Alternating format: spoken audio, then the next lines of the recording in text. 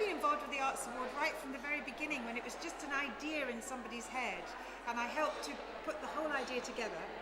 And now I chair the Arts Award Partnership Board, and that's the partnership between the Arts Council and Trinity, who actually run the award. And I chair that board, and I make sure everybody comes together and talks about the issues and overcomes the problems and so on and so forth. Not that there have been any problems, because it's all going extremely well.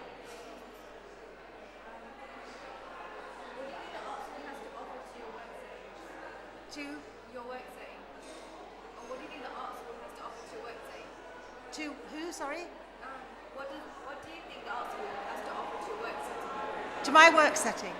Well, I don't personally benefit at all from the Arts Award, but what I do know is that hundreds, thousands of young people benefit from the Arts Award. I'm a great believer that the arts are a wonderful way for young people to learn crucial skills and confidence that they need in life. And I'm delighted to be involved in the way that I am, even though what I do is a little bit distant from the actual practice on the ground. What do you think the unique characteristics are of the award? I think the key characteristics are that it can involve anybody, that it works at different stages, which means you can start quite simply and grow and get better and better and do more and more complicated things, that it works across the arts, so there's all sorts of different ways in which people can get involved, and that it's very well supported. So when young people get involved, they get lots and lots of support from their advisors and so on. What are your hopes for the future developments of the arts? I'd like to see it just grow and grow and grow until it's one of the most famous things that people do, and everybody goes around saying, which level of Arts Award have you got? What do you hope to gain from being part of the award? I want to learn an awful lot more about what's actually going on the ground, what people are doing, what sort of exciting projects are going on, and to meet some of the people who are actually delivering the Arts Award in reality. What do you think the challenge of that is? I don't know, I'll know, won't I? Much better later on in the day. Why do you think young people should get involved?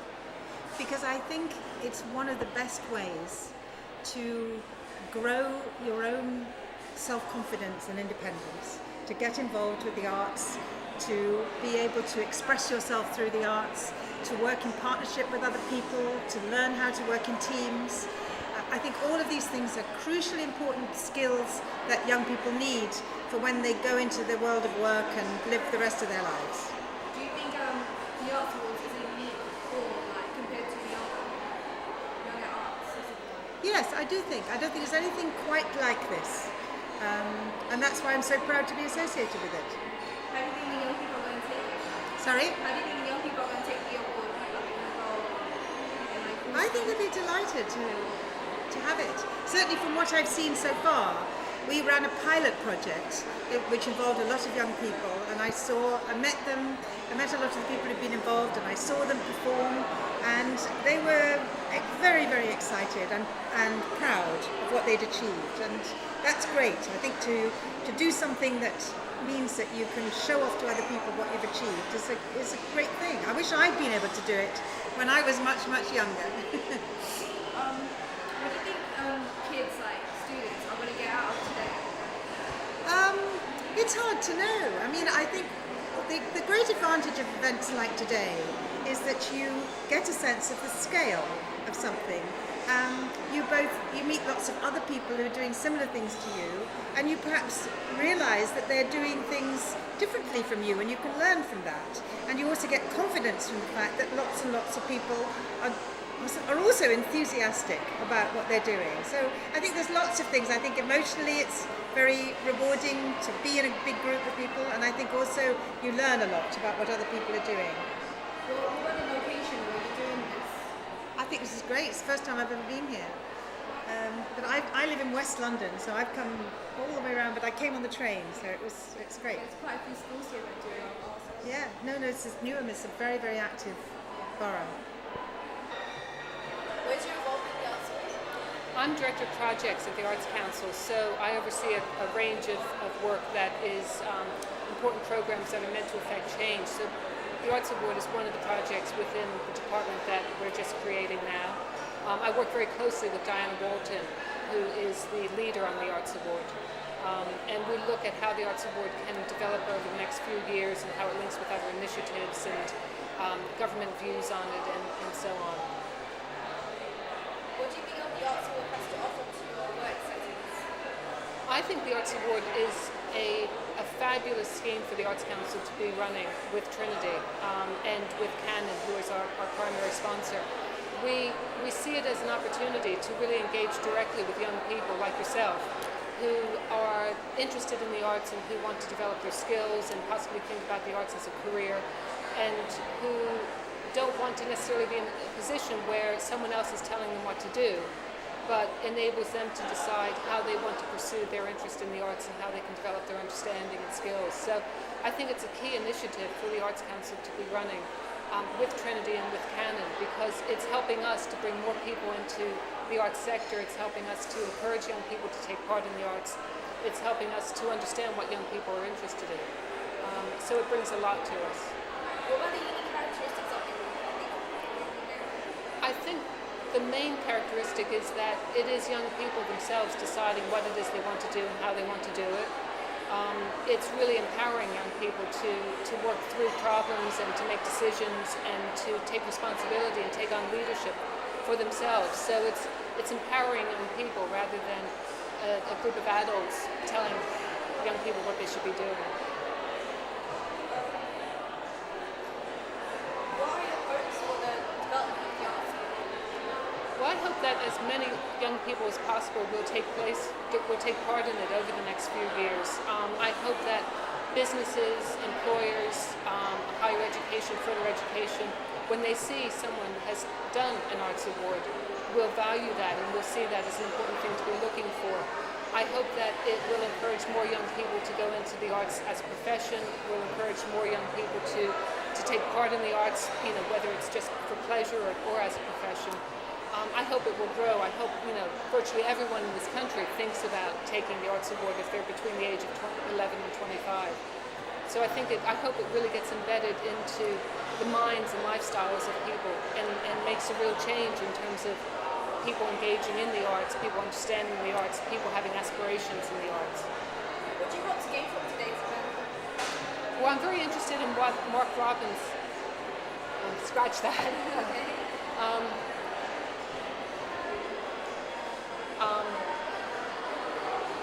Sorry, can you just go on to another question? Sorry. What do you think is the challenge of delivering the arts to youth? I think a challenge is to make sure that it continues to grow and continues to develop, and that we keep it accessible for young people, but that we're able to deliver it in a practical way that enables us to make sure that it can continue for years and years. We want to make sure that we have something which can sustain itself, and that means that we've got to be careful about how we spend the resources we have, how we allocate resources, how we promote it, how we make sure that it can grow and we can bring on more partners to it so that it can really become embedded in the arts sector and in the culture of this country. Why do you think other people should get involved with the arts award? I think it's a good thing for them to do. People like Canon are really keen about it because it enables them to give something back to the community, give something back to young people. It enables them to demonstrate to the wider world that they're interested in young people. It enables them to explore how their equipment can be used in new ways. And it's a win-win situation. So I think that the more we get the Arts Award out there, the more we can encourage people to think about what it can do for them, not just for young people, but what it can do for the people who are partners or stakeholders, how it can help them develop their thinking, their businesses. Have you heard of Young of Arts? Sorry? Young of Arts, have you heard of Young of Arts? Young of Arts? No. It's like another company that's based on arts school as well, but it just gives awards for like good work and everything. For For good work. It's nothing like this. It doesn't have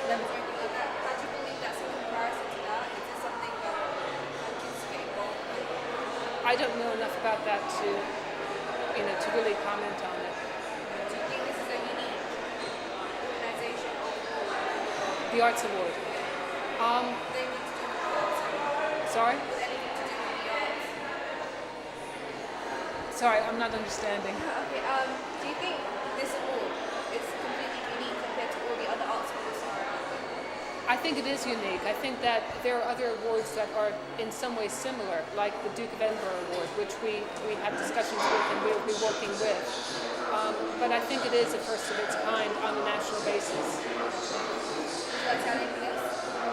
Just I'm delighted to be here. I'm delighted that you're filming people and recording the event, and I just hope that you're enjoying taking part in the award.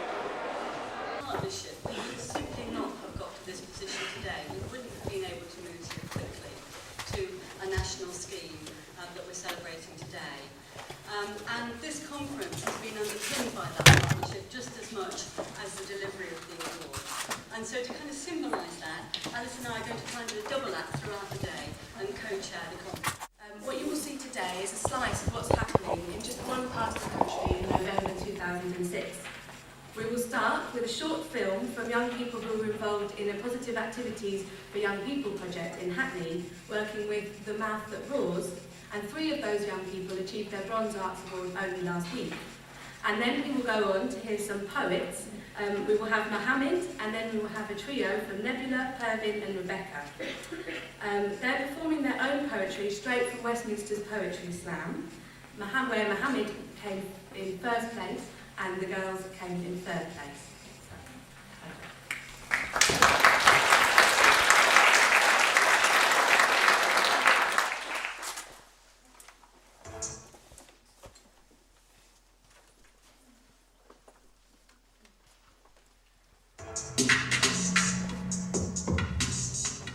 The media and newspaper only show people one view of young people. This is often a bad image because they're judging young people. Are we really that bad?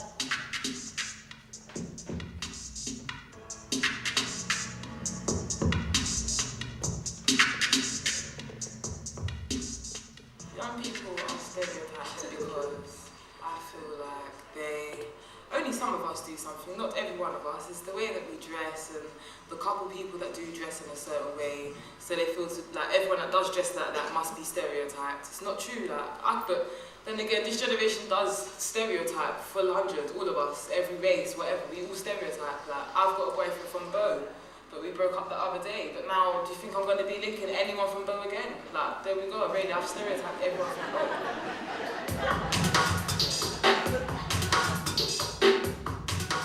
Often people think we're stupid, but half the time they don't understand how we talk. Google. What's good? Got my GCSE results today. Don't lie. I see the shabbiness inside. So you mean you're sick No, now? of course I'm sick though, like, and I'm off. Joker, you're not bum. There's been man them watching me for time, man. Come on. You them? Yeah. No, I don't be watching you. Oh, you're kidding yourself. Anyway, I gotta go, yeah? Safe, yeah? Watch it.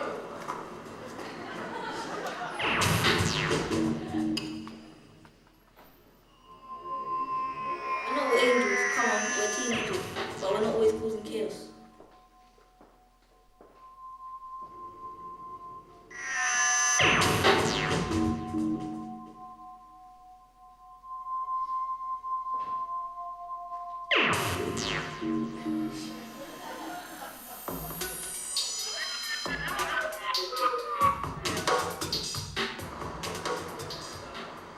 People judge us by the clothes we wear, like if you're just all smart and stuff, they think you're like one buffing, innit? Like, but if you're just in a hoodie, then people gonna think you're going to some crime, innit? Don't come to my shop. What do you mean don't come in your shop? What money here for? Get your hood off. Oh, I'll get the I hood already off. got I finished. don't trust you. You got your hat on. What do you mean, boss? Then are you happy now? Those trousers are too baggy.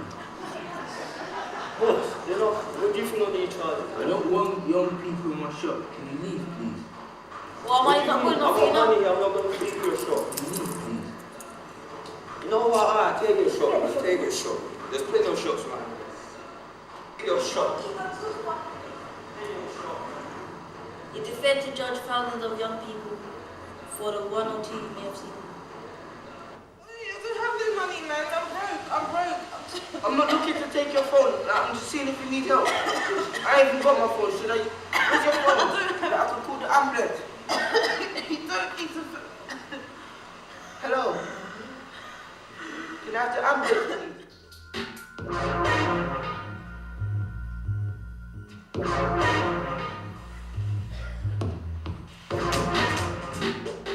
You get to know us individually because we're not all the same. We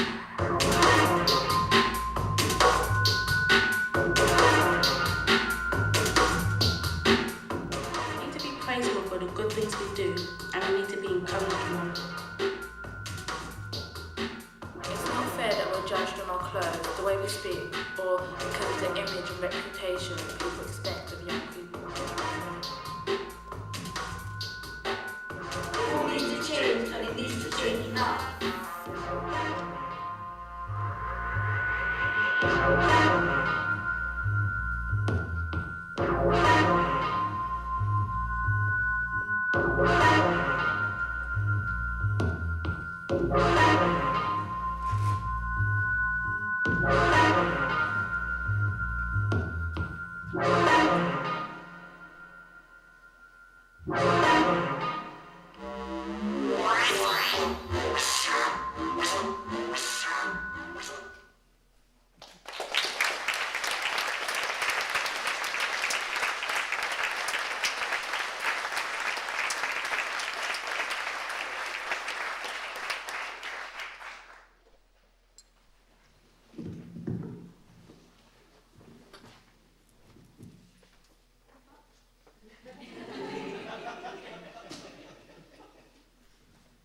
Just step into Somalia, children carrying AKs to protect themselves.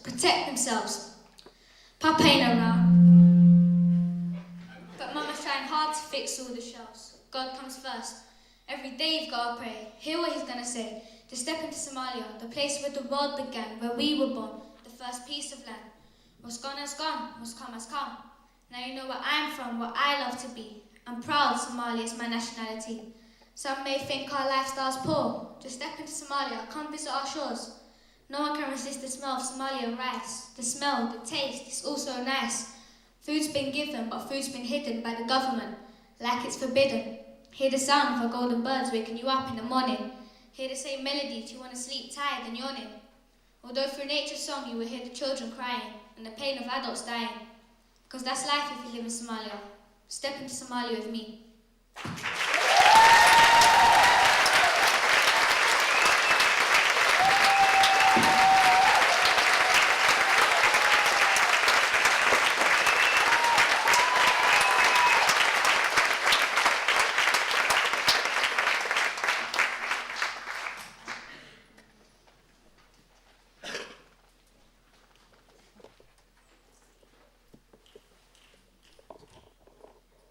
Two arms for swimming, two legs for dancing, one big mouth for gossip and chatting.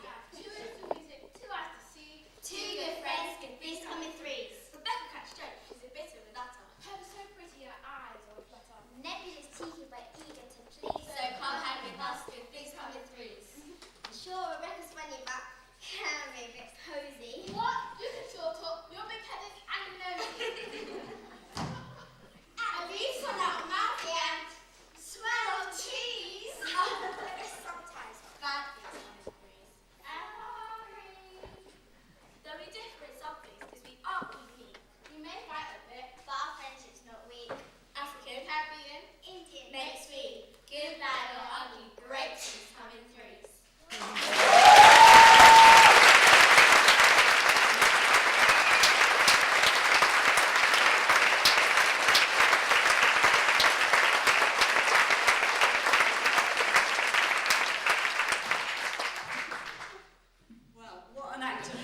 Thank you very much. Fantastic young poets. Great, great. And isn't that really why we're all here? To support young people to achieve in that way. Thank you for setting our day off to such a great start. So, what we're celebrating today, I think, is the real momentum that has got behind the Arts Award in the past year. In your bags, you'll see our very first national newsletter, and I hope you'll have a look at that and get some sense of what's going on across the country.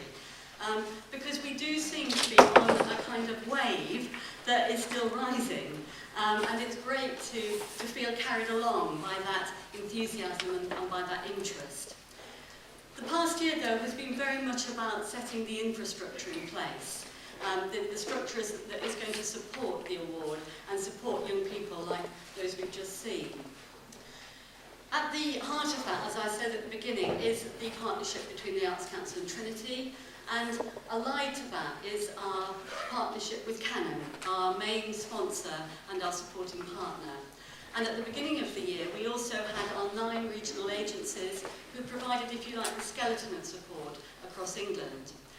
They are now underpinned by a further 10 training providers who are now beginning to offer training and networking at a much more local level. And we've got lots of other organisations who will come on stream in that role in the coming year. And that kind of skeleton infrastructure is beginning to support the kind of participation that we see today. So as of today, we've got nearly 2,000 trained advisors across England. We've got 2,000 registered young people, probably a lot of other young people who haven't yet registered, but 2,000 who are, if you like, on the books as taking part in the Arts Award. And we've now made 375 awards, including awards at all levels, gold right through.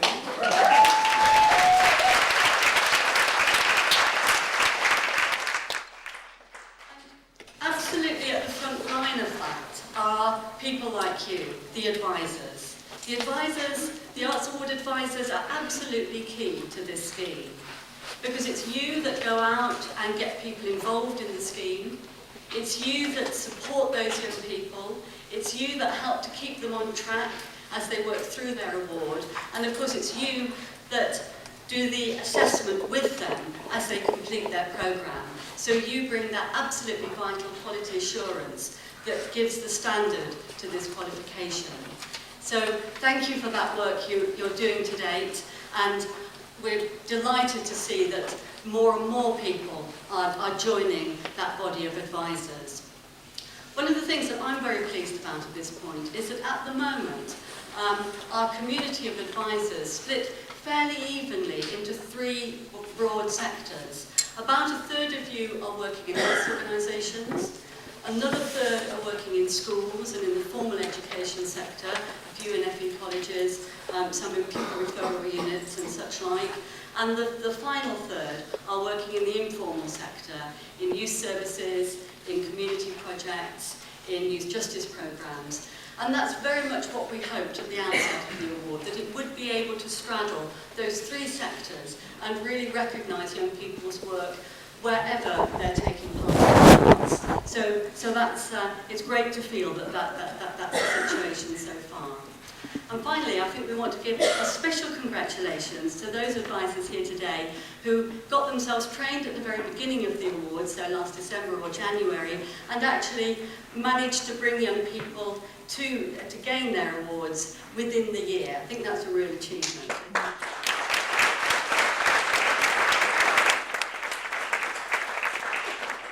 And these are just some of our first achievers, and we are very proud of them, to say the least. They also tell the story of the Arts Award. These young people are working with schools, with arts organisations and youth projects, as Diana just said. We're especially proud that our first bronze and silver achievers include young people from specialist arts colleges and 34 young people from the Youth Justice Summer Colleges that took place just this summer. Several young people who are on alternative education programmes, and we also want to say a very big congratulations to our, to date, 2 gold achievers who show real artistic flair and a great commitment to delivering community projects and arts projects in their local community. So a very big congratulations.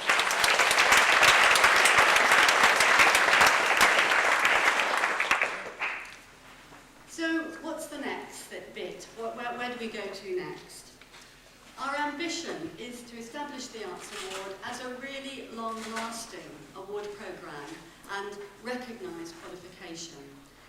We wanted to have standing in the arts and cultural sector but we also want it to have real recognition right across the education sector and to mean something to employers. What we're doing to work towards that goal is aligning the Arts Award with other qualifications, particularly with the new Creative and Media Specialist Diploma, but also with other qualifications and other award programmes. So we're trying to position the award so that it connects up with other things that young people are doing. But we will need your help to make sure that the award has resonance with all sectors and with all potential users and potential advocates. And that brings me, I think, to a very timely welcome to Paul Roberts. We're absolutely delighted that Paul has been able to come here today to address the conference as our keynote speaker. Paul Roberts' report, Nurturing Creativity in Young People, was commissioned by two government departments earlier this year, the Department for Culture, Media and Sport and the Department for Education and Skills. A great example of those two government departments working together to try and improve the infrastructure that supports young people's creative development. And so for us, that's very timely. It's great timing for the Arts Award that both of those government departments are looking at opportunities for young people's creative development. So I'd like to welcome Paul and thank you very much for coming today and hand over to you for your presentation.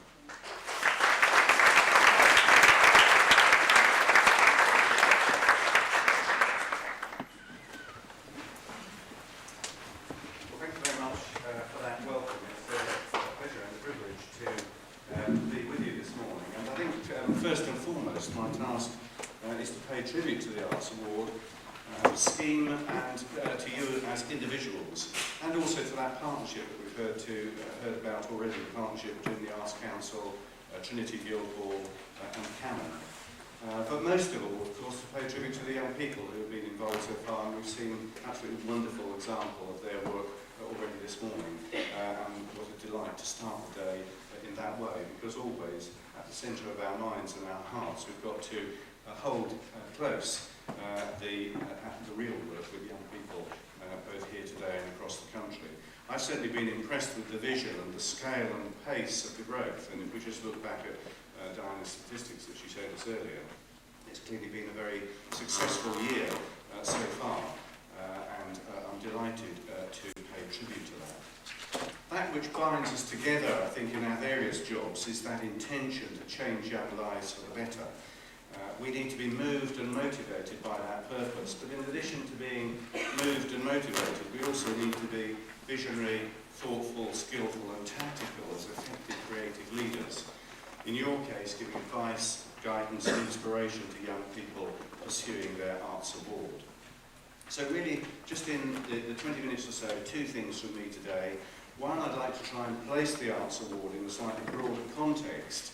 And secondly, I want to open up a dialogue on the future development of the Arts Award, and you'll see why I'm saying that in a moment.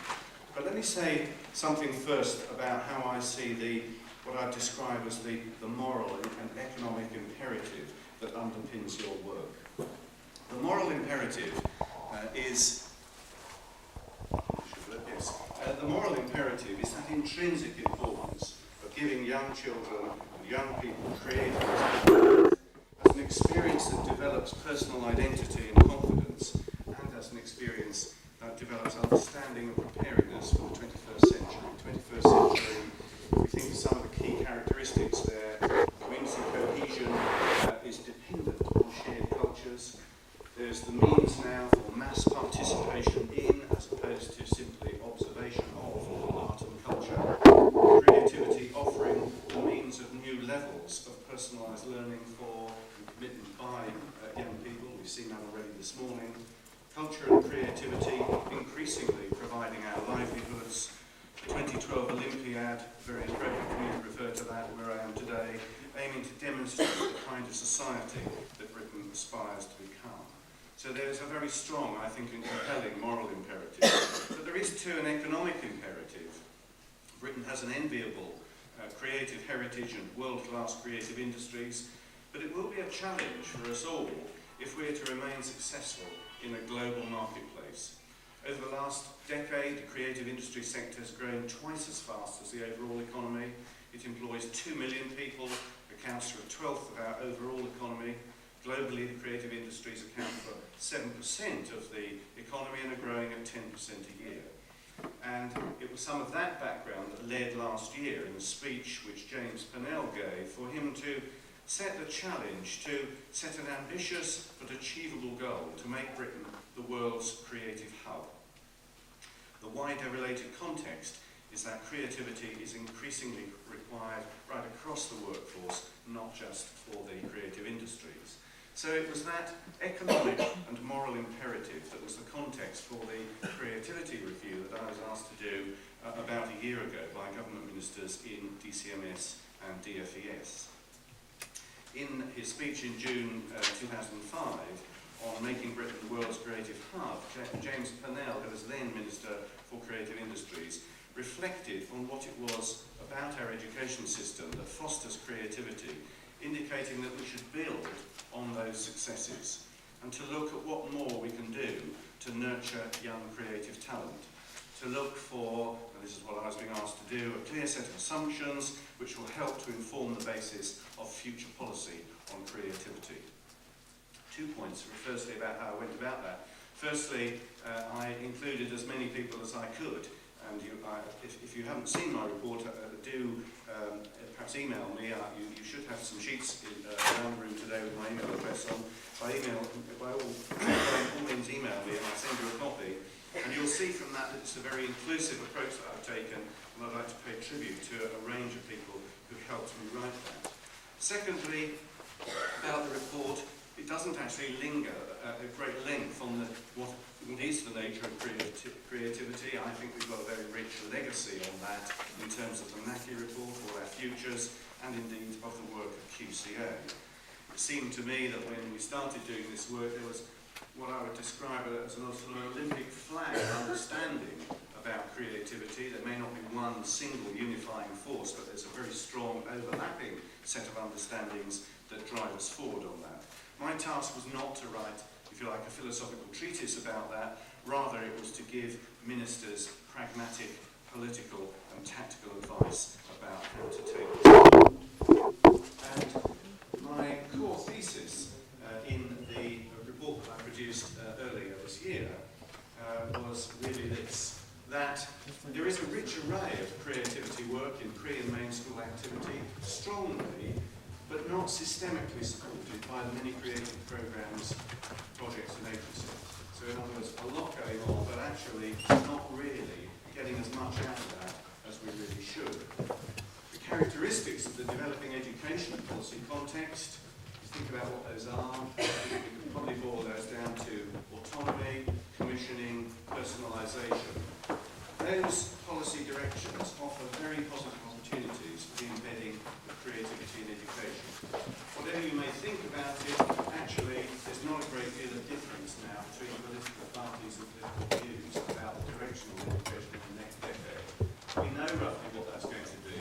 We've got to use that, we've got to play into that to get the most impact on that educational policy direction. Stronger connections between that creativity work and the emerging policy context of education and children's services could produce, I believe, a win-win. In other words, creativity embedded in those developments and reciprocally those developments enhanced by the impact of creativity. It's about tactical and financial synergy between what have actually been rather separate worlds in terms of the creativity sector and the education sector. But we're bridging that, and you're at the heart of that in the work that you're doing. This would provide a more secure, valued, cost-effective framework for the further development of creativity, both in its own right and as a support for economic growth with better outcomes for children and young people.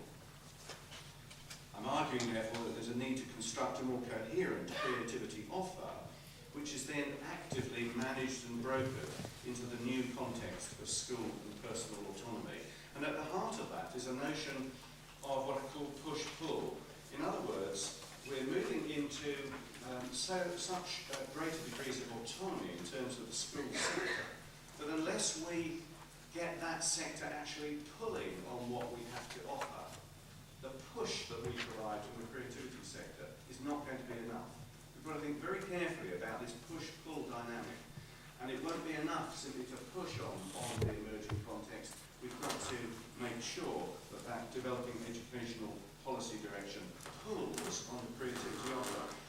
That's not simply tactical, it's actually about that moral imperative, because the more the schools are autonomous, the more varied will be the degree to which schools pull on that. And we will see some areas where there's great pull on it, where youngsters have great opportunities. We'll see other areas where that's not the case. And so there is an equity, a moral equity argument to be pursued there.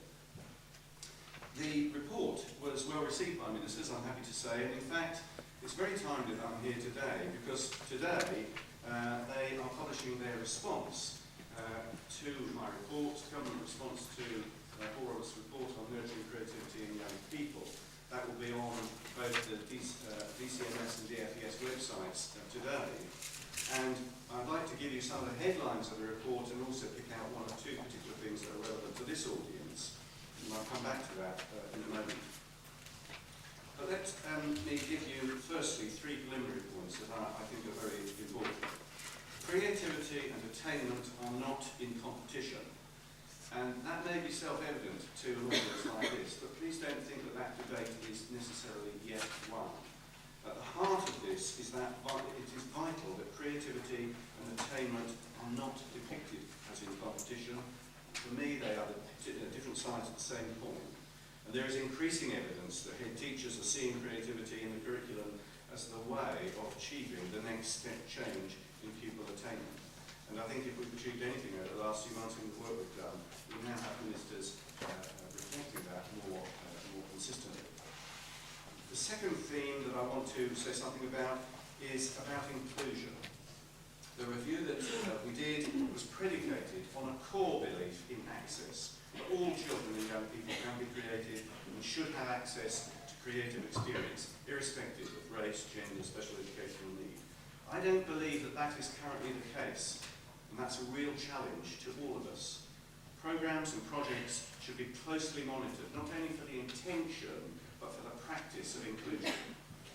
Creative Partnerships workshop that we did on the voice of children and young people illustrated the successes that are available to young people, provided that both full access and high expectation is central to creative experience. And I think the Arts Award is really at the heart of that notion. And again, we've seen some examples already this morning.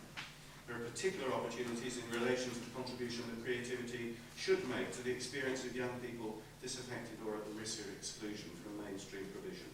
It is vital that this provision is developed with a positive rather than a deficit model of young people, because so much else that we see being developed has this deficit notion.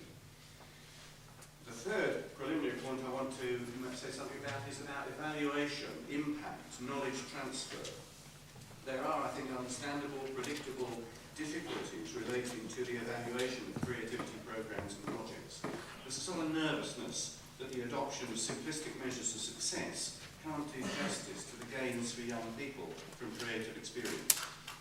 This debate needs to move on to a more productive framework. Programmes and projects must build in evaluation from the start, not only as accountability for the expenditure of public funds, but equally as a source of learning to then be disseminated and transferred. Developments in children's services, I think, offer some openings in this respect. Evaluation needs to be focused on the impact of programmes in the form of improved outcomes for children and young people, and their voice, as we've already heard this morning, their voice needs to be at the centre of evaluation. We should seek an appropriate blend of performance indicators and individual testimony. What I'm saying is, don't let's be coy, don't let's be resistant about the notion of evaluation in respect of the sorts of programmes that we're looking at today. So let me very briefly say something about the 8 programmes, or 8 elements of the framework. And there should be some sheets around which give you a summary of this, so that you can quite happy with this. The first element in the review, and it's so very relevant to today's discussion, is the notion of creative portfolios. The report develops the idea that we should have creative portfolio proposing an underpinning for the framework of developing creativity. A personal portfolio incorporating both formal and informal learning with the learner learner at the centre. Established by peer review, hosted by the creative industries, physical or virtual in form, it will support personalised learning, assessment for learning, and routes into the creativity sector. The sort of thing that we had in mind when we were looking at that was, if you think about the growth of eBay, 10 years ago, I think 120 people traded on eBay, and I think today it's 120 million. That sort of technology has allowed what can only be described as an explosion in terms of that approach to buying and selling. And why can we not achieve something similar in terms of our celebration, our noting, and our encouragement of creativity in young people? So that section of the report is actually the most relevant in one sense to the Arts Award, because we're recognising that in many ways there is the seed here of this notion of a creative portfolio. And interestingly, in the response from the government today, and I'll linger on this bit rather longer than the rest because it's relevant to you, in the response from government today, there is an important section about their response to creative portfolios, and I will actually read it because I think it's so relevant to today's conference, and this response is being launched more or less as I speak here by David Lammy at another conference elsewhere in London. The government response says this: the principles of a creative portfolio fit with other policy developments such as the Arts Award run by Arts Council England and the developing 14 to 19 Creative and Media Diploma. For example, the Arts Award already offers many of the features of the proposed portfolio, including the opportunity for work to be peer reviewed. The 14 to 19 Creative and Media Diploma will provide stretching and relevant programmes of learning consisting of different pathways to accommodate a wide range of aspirations and will be rooted in the needs of creative industries. We will build on these developments and ensure that the relationship between them have been fully explored. We will consider the potential of expanding the Arts Award so it can be offered in more settings and inclusive of a full range of creative industries related activities. So I hope you take heart from that. The government is very much noting and welcoming the work that you have done so far and hoping to build on that in terms of the response to my creativity review. The other elements in the review which I'd like to refer to, and I suppose I'm referring to these in the sense of saying, what's the challenge, what are the possibilities for the Arts Award to play into some of these other policy developments? Some are more relevant than others. The first is probably the least relevant. There's a section in the review about the early years. The early years is seeing the first unprecedented investment in it over the next 10 years. Certainly in my lifetime I've never seen anything as committed as the government's 10-year childcare strategy, and obviously enormous potential there to develop creativity in the early years, which will be important as an embedding for subsequent life chances. The second theme in the creativity review is that of extended schools, and here I'm sure there are connections to be made for you in terms of the Arts Award. The government is committed to a vision of extended schools, providing a range of services and activities to meet the needs of children, their families and the wider community. Remember, the ambition is that 1/3 of all secondary schools and half of all primary schools will be open from 8 till 6 throughout the year by 2008. This offers huge potential for the extension and enrichment of the school curriculum, with an opportunity to use the freedom and flexibilities of this provision to develop creativity. And this section of the report argues for a strong connection between extended schools, the developing network of specialist schools, academies and colleges, and it draws the distinction, which I think is very important in terms of the work that you do, it draws the distinction between simply diversionary activity for young people and that which enables them to take greater control of their learning. It paints a picture of the style and range of activities that will make extended schools creative. There's an enormous opportunity for us all here, and if we lose that, extended schools will simply be a place where you look after young people until the bus comes, practically. As opposed to that, we need it to make it the source of really rich and vibrant experience for them. The next theme in the report is trying to link with building schools for the future. Again, a quite unprecedented commitment by government to developing school provision. It's that programme of investment in buildings and ICT that aims to rebuild or renew every secondary school in England over a 10 to 15 year period. And at the heart of every Building Schools for the Future programme must be a vision of innovation and transformation. Proposals for buildings that will be catalysts for new approaches to teaching and learning and for a new degree of extended use of schools by local communities. So there are really strong long-term opportunities for the creativity sector to engage with that programme to ensure that the spaces that are created and the use of those spaces really embraces the sort of work that you're engaged with in the Arts Award. The next theme of the review looks at what's called leading creative learning. The review argues for a new degree of connection between the creativity and education sectors, offers a framework in which that can flourish. But what that requires is strong and distributed leadership, the more so in that context that I described earlier of autonomy, personalisation, flexibility to innovate, networks, partnerships and federations. All that provides a very rich opportunity, but the punishment for not embracing those opportunities is that that context will fragment and make it very much more difficult for us to play into it.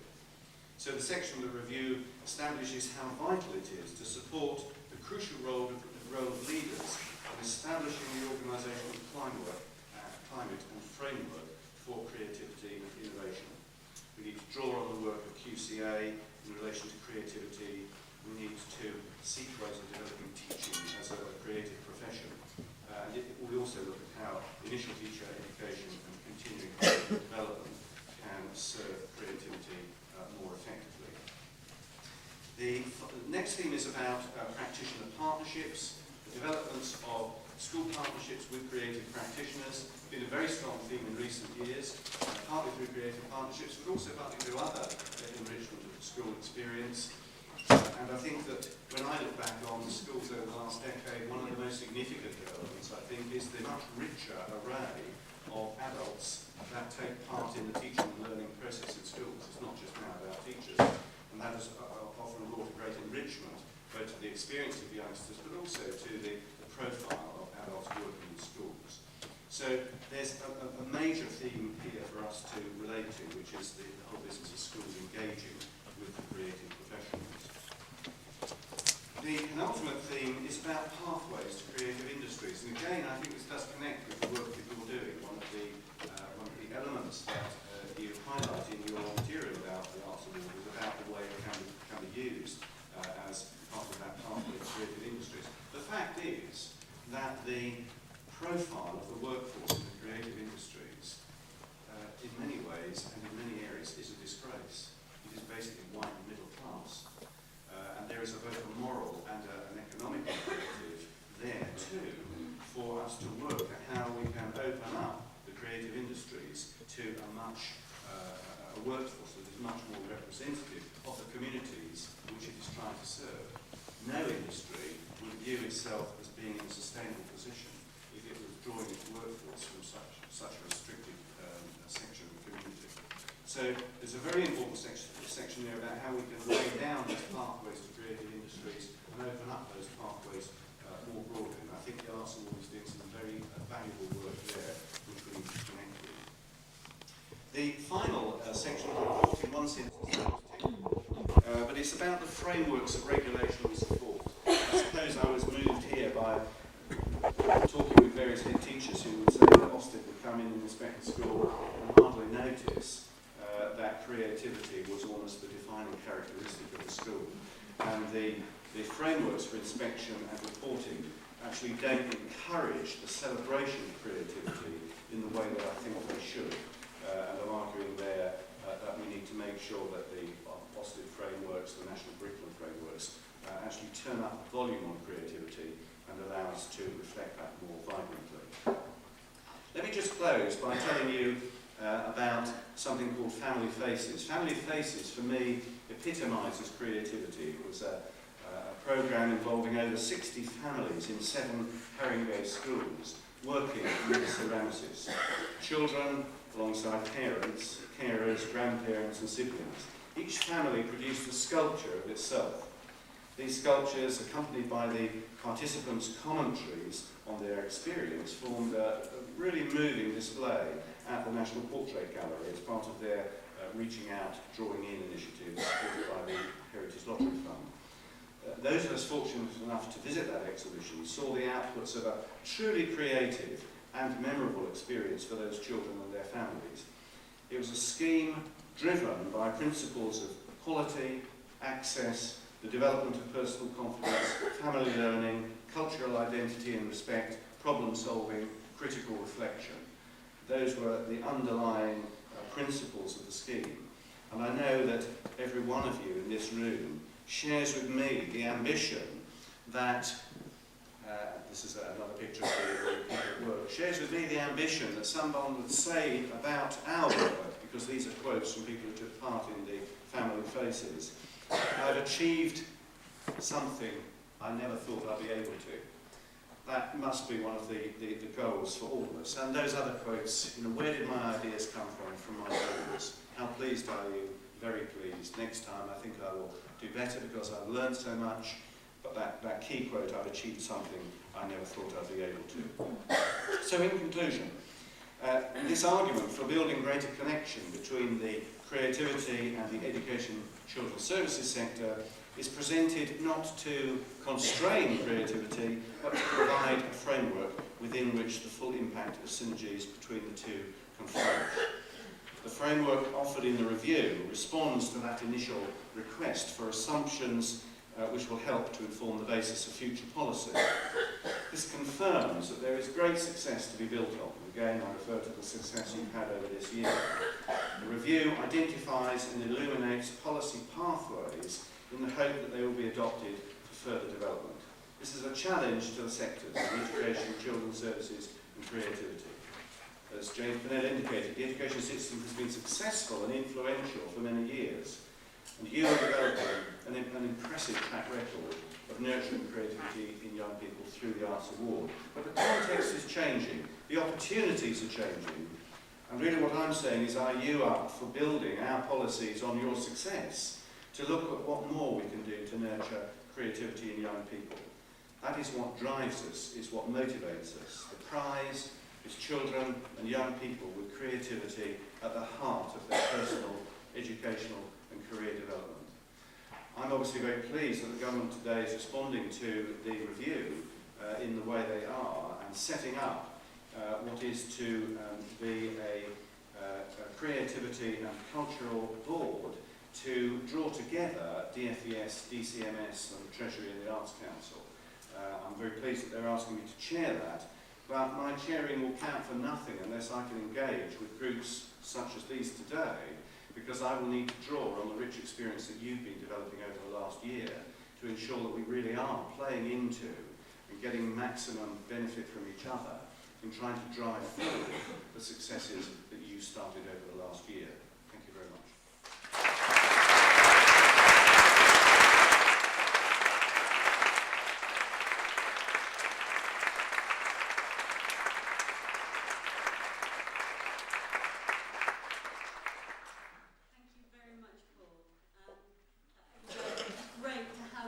The Arts Award, I think, put within that much bigger picture. Very encouraging, I think, that the Arts Award's principles had such a good fit with your review, although we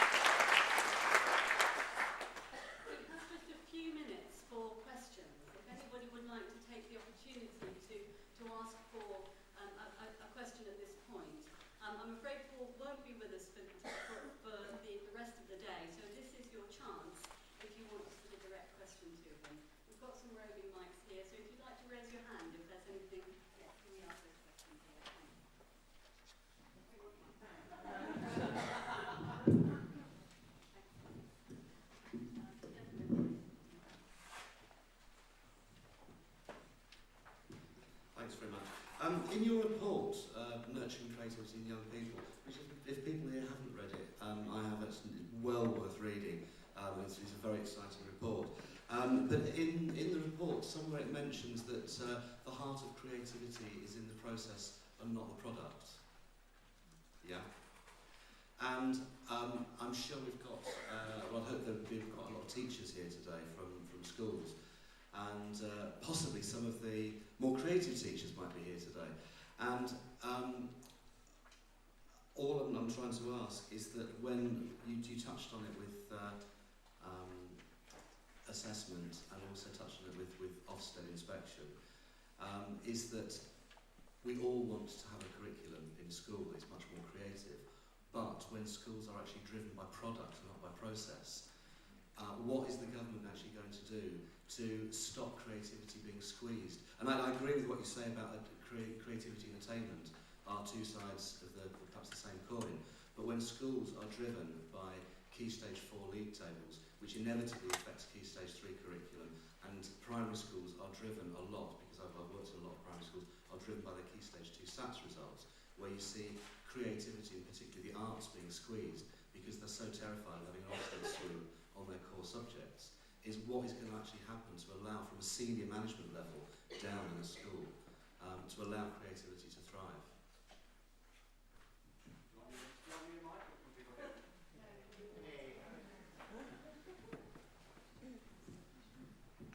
We could probably have a 2-day residential on that question, which would actually be worth having.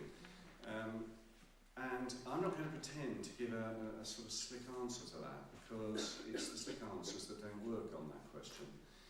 I mean, all I can say is that I've sort of lived that tension over recent years. I mean, I was Director of Education in 2 of the most socioeconomically deprived areas of the country. And I was simultaneously utterly committed to driving up the Key Stage scores, because there was no benefit to anybody in ignoring that. I needed to equip, well, I'm sure that those youngsters were equipped to take part in their own careers and lives afterwards. So I was unashamedly a driver in terms of driving up those standards. But I just don't see that as being separate from ensuring that the youngsters have a creative experience of some real depth and value. Them experiencing success, I saw them developing their own self-confidence, which actually were then produced a sort of virtuous spiralling circle, if that means something. You know, it did so much for those youngsters. So what I don't deny is that there is a sort of tightrope to walk on that. What I have no time for are those who polarise the debate and say, you know, we've got to ditch the national curriculum, we've got to ditch testing, and so on and so forth. The real skill, the real challenge, and that's why I'm saying we've got a 2-day residential on this, is to find out the tightrope walking that you have to do that. Because I'm a profound believer in both those goals, because I do actually believe that they're the different sides of the same coin. At governors' meetings and at the various committees, a lot of these things, it just isn't the story that people are thinking about, unfortunately, at the moment. I very much welcome that question, if only to put the marker for what I think is a really important issue. And I just wanted to particularly emphasise the role of the governing body, if I may, in that. Because I've always been a profound believer in the role of governors, because what I absolutely know, there's all sorts of evidence to show it, is that an effective, challenging governing body makes a huge difference to a school.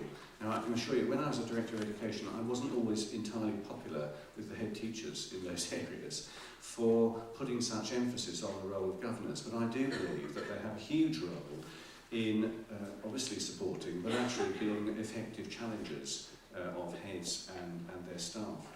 And I think what you're right in saying is that, or what you're right in implying, is that there is an avenue here to raise awareness amongst governing bodies of these sorts of issues that I'm raising here.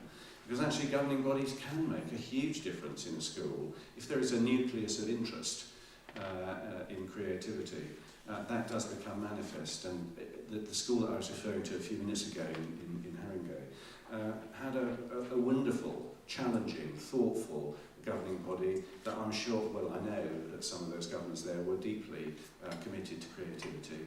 And all I can say is that what made me think is perhaps I need somehow to communicate some of this directly to governing body organisations, so that it wouldn't be the case that governments would say, well, we've never mentioned creativity. Governing bodies should be, and I'm grateful to you for pointing that out. One last question. Thank you. Just wanted to go back to something that you said at the beginning of your talk about the value of the creative industries. And I wonder if there's an opportunity with the Arts Award and